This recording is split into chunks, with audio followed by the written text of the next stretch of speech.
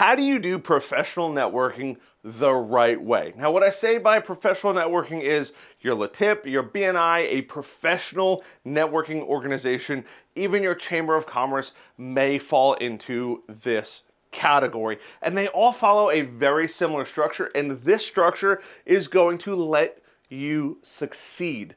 My name is Harrison Barron from growth-generators.com. We help MSPs grow, whether it's sales training, marketing, or even some business operations. You guys have reached out. We have been super fortunate to help tons of you guys, and it is truly, truly amazing, and we appreciate that. Down in the links below, whether you're listening to it on the podcast or watching it on YouTube, there are some super helpful links. One of those is growth-generators.com/resources. It's got a ton of resources, and we're starting to add more on a regular basis. And all of the free stuff that we've ever given away is all there too, so you're definitely not going to want to miss that. So let's talk about your professional networking. Now, you're paying good money to be there. In some cases, thousands of dollars a year. In other cases, tens of thousands of dollars a year, depending on what kind of networking you're doing. And yes, there are networking groups that cost even more than that. And heck, even if it's free, you and everyone else in that room are investing your most valuable asset.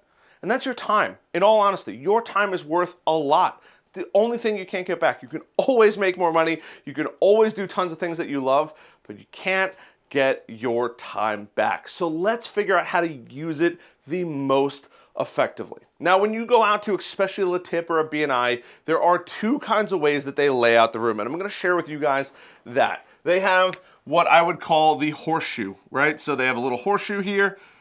And that little horseshoe, everyone's going to be sitting all around it, right? Some on the inside, some on the outside, whatever it may be. But every single one is going to be just a wee bit different. And people sit all around that during your breakfast, during your whatever it is that you're having, sometimes just a fresh cup of coffee. And then you have the lines that I would call it, and they're just rectangles. Typically there's 1, 2, or 3 of them. Sometimes they're scattered around, but for the most part, these are the most common I see. Now, every one of these follows a different structure. Whatever that structure is doesn't particularly matter because they all, believe it or not, follow just about the same one. I'm actually going to draw out a timeline. The most important thing to do when you're going to these events, and if you're anything like me, sometimes, a lot of times, maybe you run a little late. When you go networking, do yourself a favor. It took me a long time to learn this. Show up early. Earlier than you think you need to be. If the meeting starts at 7 a.m., walk in that door at 6:30. Reason being, you now have attention. No matter what event it is. It could be 6 in the morning, or it could be 7 in the morning. 6 might be a little early, but hey, I'm sure it's out there. It could be 6 o'clock at night or 7 o'clock at night. Show up at least 30 minutes early. The best networking gets done then because you have these different phases throughout, right? We're going to just write we'll do a nice linear path here. We have a start. We have a end. Start, end. Pretty straightforward when it comes to actual networking. And there's a whole bunch of things that happen through this process. But we actually have arrival, right? I'm going to write ARR for arrival. This is before it actually starts. You, in here, can use all of this time to start networking, right? You can go through. By the time the thing starts, right, whether that's a Chamber of Commerce meeting, that could be a BNI group, they typically either make you sit down or the event starts. Somebody's going to be talking, you all have to take your seats. A bunch of things kind of happen throughout this process, and that's okay. That's normal. It's to be expected. As you go through this, you can't really talk, no matter how long this actually is. You could probably make a little small side conversations, although it's typically frowned upon, but there is some ways that you could be effective throughout this whole process. Some point in here, there's usually a break.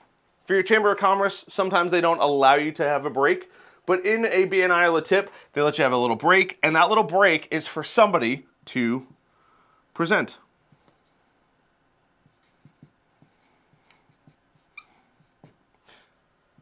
They dedicate only a few minutes to presentations. In the beginning, sometimes you have to introduce yourself and what you do, and then you go through it. Somebody presents, they learn about it. Sometimes there's a Q&A, sometimes there's not a Q&A, and that's fine either way. By the way, if you've made it this far, hit that like button and subscribe button and notification bell. But they present, and then you have the end. I'm going to move the end just a little bit further up here, just so I don't run out of room. You have the end of the actual meeting, right? Unfortunately, all good things come to an end.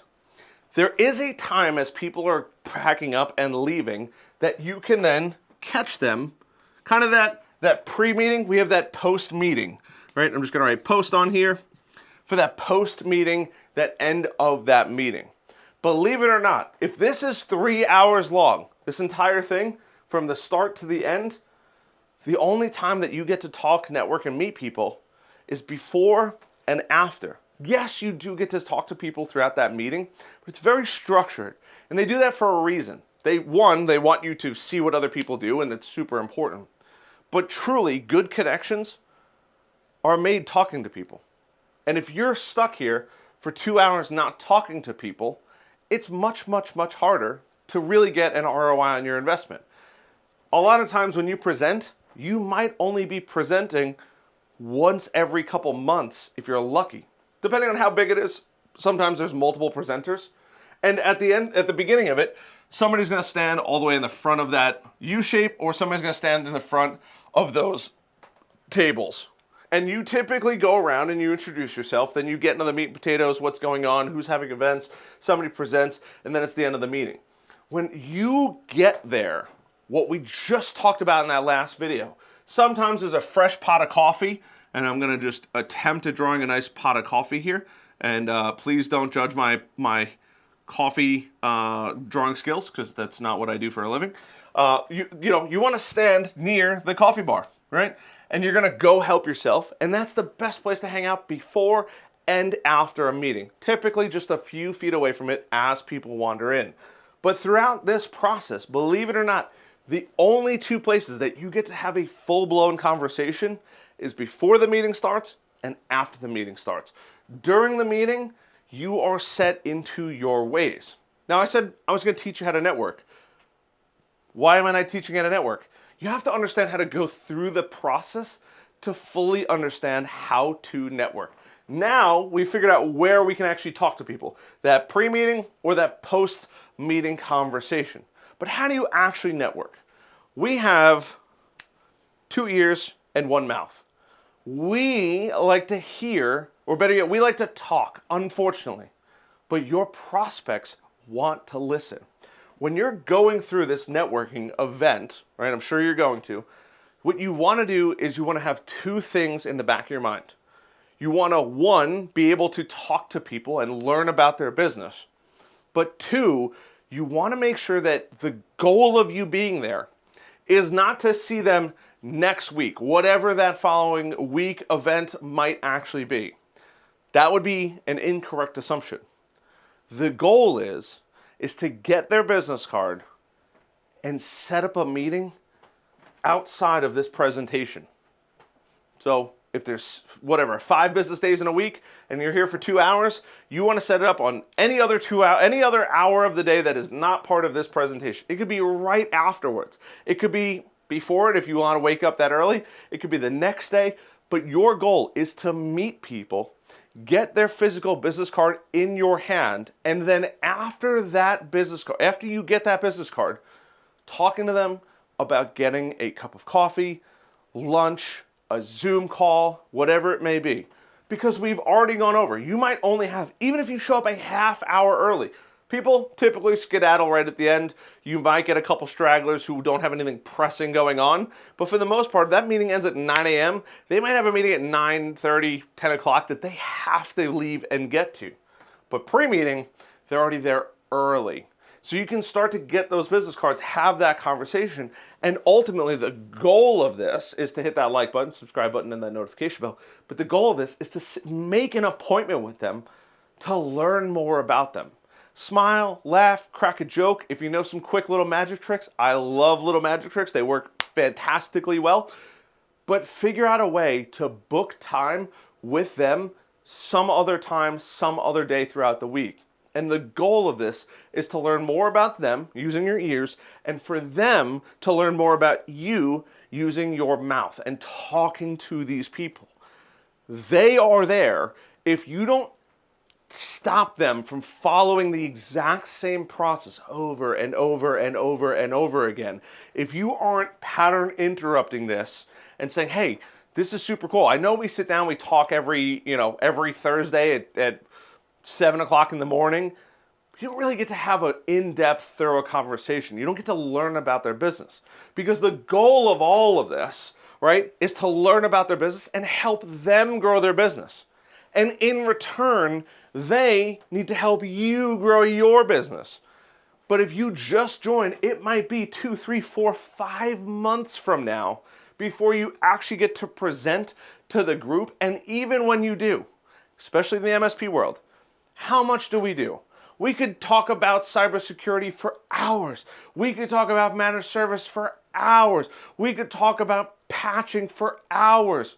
All right, maybe patching's probably pushing it a little bit, but we could go deep on technology, from CPUs to RAM to networking to guest Wi-Fi to basic cybersecurity practices. We could spend all day talking about what we do, and that's great. But in here, you might only have 10 minutes. So you really have to be aggressive with your networking and leverage this start time all the way up here to truly, truly, truly be successful. Because if you're waiting for this area to come up, you are going to wait forever. It's never going to happen the way you want it to happen. But it can if you attack it early. I hate waking up early. Full transparency. It is absolutely my least favorite thing to do in the world. I love sleep, I like going to bed late, and I like waking up late. I have never been a morning person. Even when I used to lifeguard back when I was a young kid, there was nothing worse than waking up and being at the pool at 7 or 8 in the morning. It was brutal. But in order to be a tremendously good networker, where I've built thousands of connections, no lie, I used to have stacks of business cards. It's all about that pre-meeting, kind of pre-networking, elbow bumping or elbow rubbing time. Because if you wait all the way through this entire process, nobody's going to remember you. You're going to be a fly on the wall. And while, yes, it might make you uncomfortable to be there, it might be a little weird, when you're really ready to kind of kick it up, start making more money, have better connections, you have to get into that pre-meeting area. The post you can do to 100%. Realistically, you want to use the post as the follow-up on it. You want to meet the person all the way up here. You want to go through that meeting. You're probably not going to be able to talk to them, so there's no communication, but you could follow up on the post when they actually leave and get back in their car. Right there is the other time that you could say, hey, I just want to confirm Tuesday at 12 o'clock noon, we're going to grab lunch together. Whatever it may be. It could be your favorite restaurant, it could be your favorite coffee shop, it could be your favorite bar, whatever it is. But you have to go out and spend time with these people and truly meet them on a low level. Now, if you've made it this far, I am 100% going to give you a bonus tip, because I love giving bonus tips away at the end. And if I don't mention in the beginning, hey, should have watched the whole thing anyway. There are certain people in all of these groups that I would consider master networkers. I was one of them for a very long time. They are the people that everybody knows. Now, typically, they fall into 3 to 4 categories of master networkers, and I like them all for different reasons.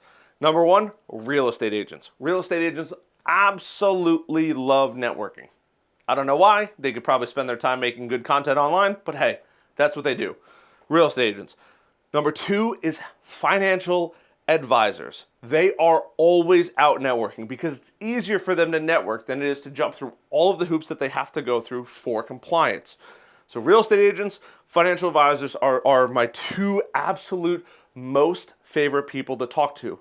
Number 3, if there's a business consultant or business coach in there, they know tons of people.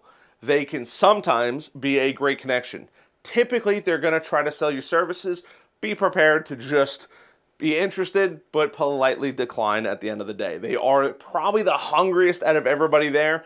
They're a business coach. They might look at your sales, your numbers, whatever it may be. They are out there on a fair basis. And last but not least, my absolute holy grail. If you can meet this one person, it is the best person to meet when it comes to networking.